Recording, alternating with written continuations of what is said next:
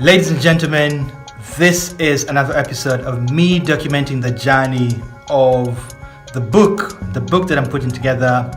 And today I just wanted to introduce you to the amazing artist and illustrator that is Willem. And yeah, so Willem is essentially an artist and a graphic designer and an illustrator extraordinaire.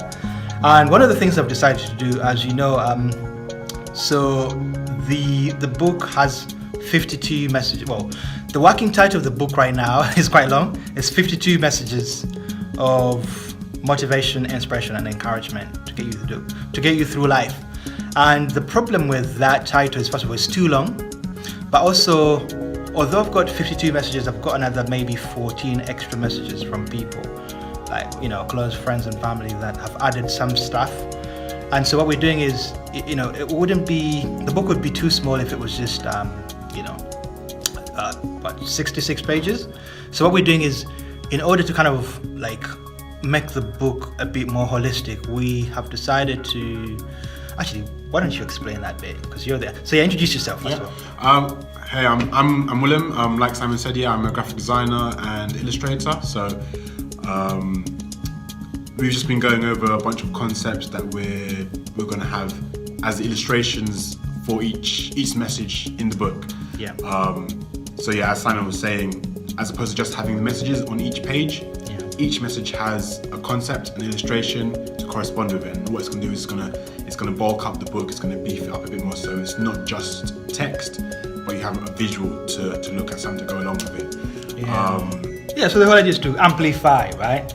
And magnify every message. It's more than just you reading something. There's a visual stimulus to it as well that you get in this book. Exactly. Yeah. And you know, like we recognize the fact that, like, most people that consume information kind of consume it differently. So there's people that are visual, that have to see something. There's people that are kinesthetic, have to touch and feel it, and there's people who are auditory. So what we're doing is we're covering all three angles. And so essentially, in getting this artwork done, it kind of just makes it a bit more. And like, you know, the target audience for this book, like millennials and like generally like Gen Z, I don't know, people don't read books as much, right?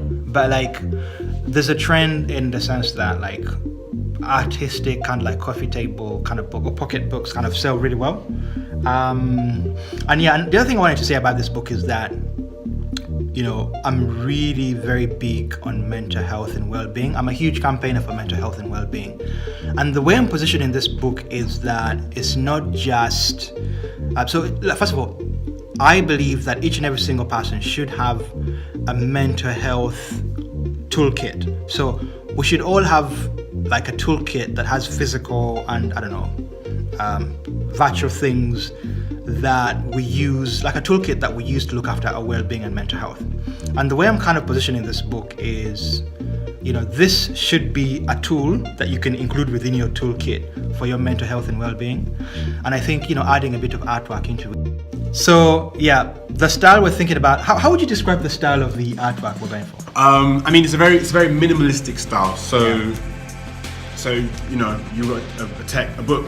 Text typically is, you have a white page, black text on top. So it's pretty much going to be the same thing in terms of illustration. It's a lot of line work, so it's just going to be penmanship, like a sketch. And another thing, or penwomanship. We don't want to